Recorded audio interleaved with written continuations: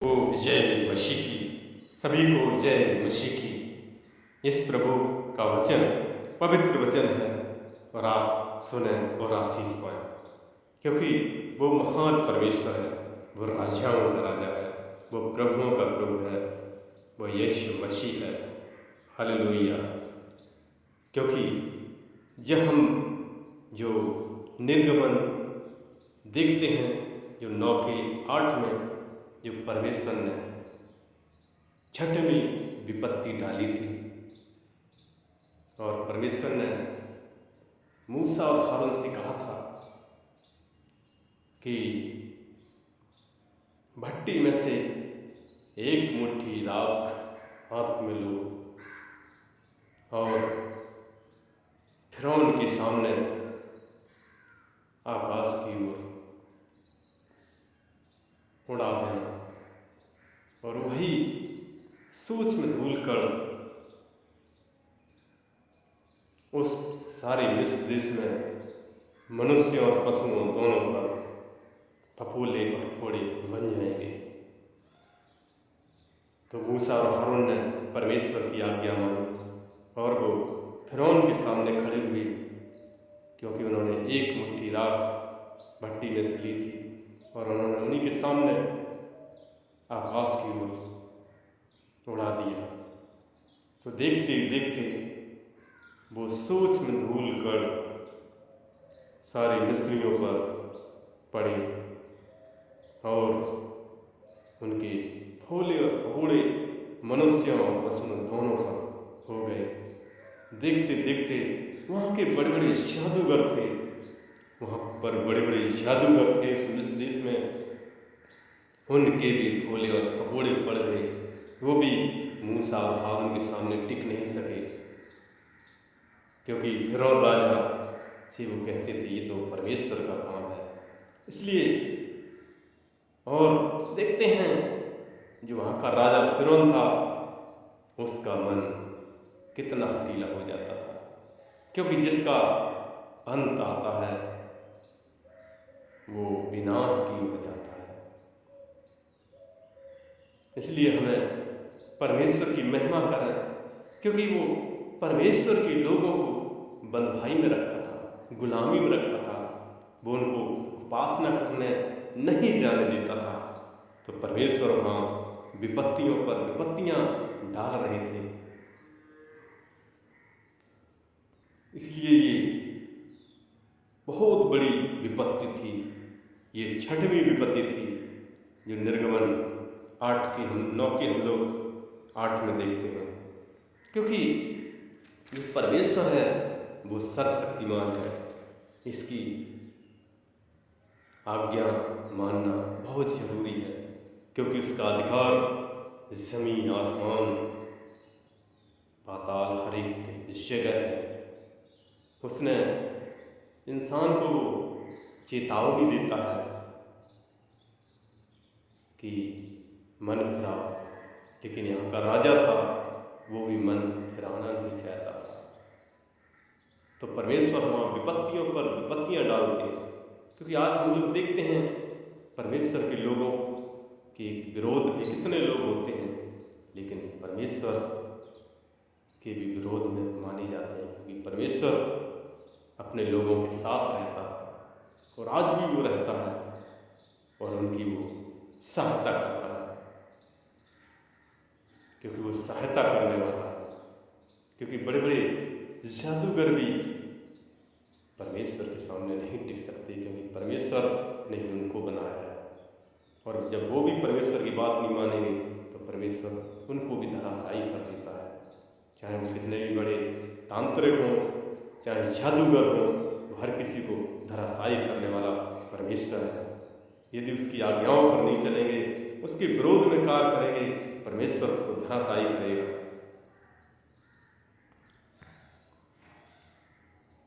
इसीलिए जब हम लोग आगे नए नियम में जो प्रेरितों के काम में हम लोग देखते हैं 8 के 9 में, क्योंकि जो परमेश्वर है वो सामर्थी परमेश्वर है, क्योंकि वहाँ पर जो परमेश्वर का भक्त फिलिप्पुस था और वो उस सामरिया में बड़ी बड़ी अद्भुत कार्य करता था। लंगड़ों को वो चला देता था, लकवों को ठीक कर देता था, जिसके अंदर शैतानी शक्ति थी वो भागती थी, दुष्ट आत्माएं भाग जाती थी। हर एक प्रकार से वो चंगाई देता था, हर एक बीमारियों पर छुटकारा भी देता था, क्योंकि उसके साथ प्रभु यीशु मसीह थे। और वहीं पर देखते हैं एक शमौन जादूगर था और वो सामरिया के लोगों को उसने चकित कर रखा था, क्योंकि वो भी अपनी शक्ति से बड़े बड़े काम करता था और लोग उसे महान कहते थे। लेकिन जब उन्होंने फिलिप्पुस को देखा तो उसने, और वो जादूगर भी जो अपनी जादू शक्ति से करता था, लेकिन वो भी डाउन पड़ गया, वो भी परमेश्वर से नीचे हो गया। लेकिन उसने परमेश्वर पर विश्वास किया, उसने देखा परमेश्वर की शक्ति महान कहलाती है। जैसे वहाँ पर भी निर्गमन में हम लोग जब छठवीं विपत्ति देखते हैं कि वहाँ पर भी जो जादूगरों की समस्या आई थी, और यहाँ पर देखते हैं जादूगर ने भी परमेश्वर को ग्रहण किया। इसलिए मेरे प्रिय भक्तों, उस परमेश्वर की महिमा करो, चाहे वो तांत्रिक हो, चाहे जादूगर हो, चाहे कुछ भी हो, लेकिन परमेश्वर है जिसने सारी जगहों को बनाया, चाहे जमीन हो, चाहे आसमान हो, चाहे सूर्य चांद तारे हो, चाहे पेड़ पौधे हो, चाहे पशु पक्षी हो, हर एक चीज पर उसका अधिकार है।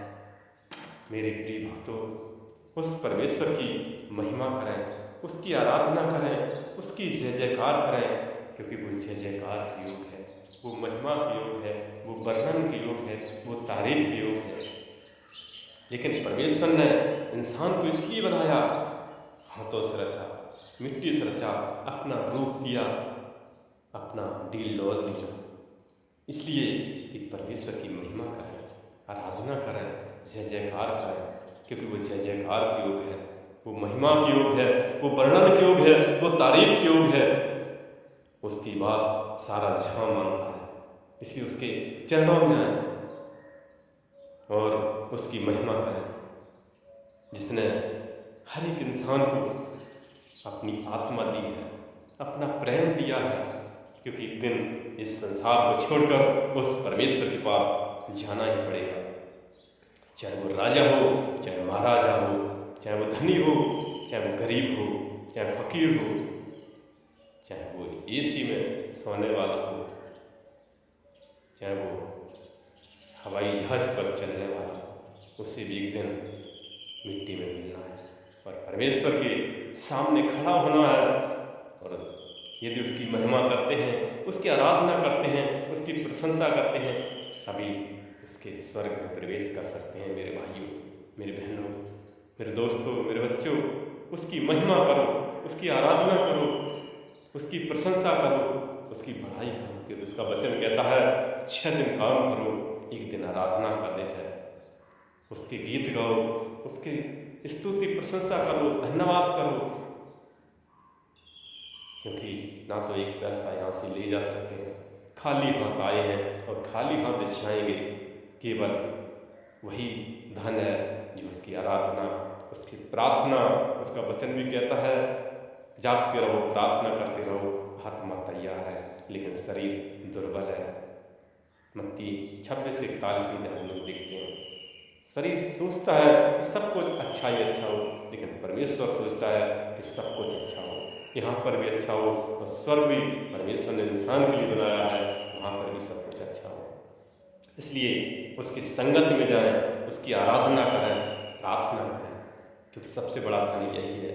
6 दिन में काम करने में आपको सब कुछ मिल जाता है, लेकिन 7वां दिन एक छुट्टी का दिन है, आशीष का दिन है, संडे का दिन है।